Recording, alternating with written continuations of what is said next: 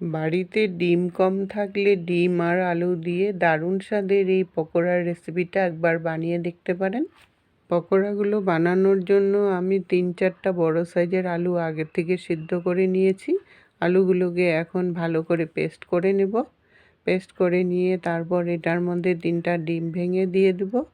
একটা মিডিয়াম সাইজের পেঁয়াজ কুচি আর 4-5টা লঙ্কা কুচি দিয়ে দিলাম।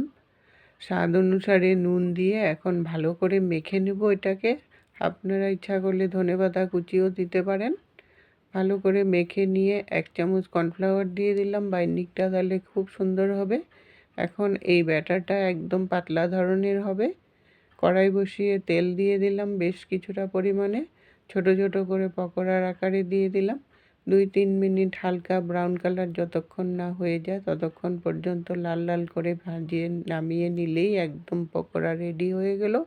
নরম তুলতুলে পকোড়া।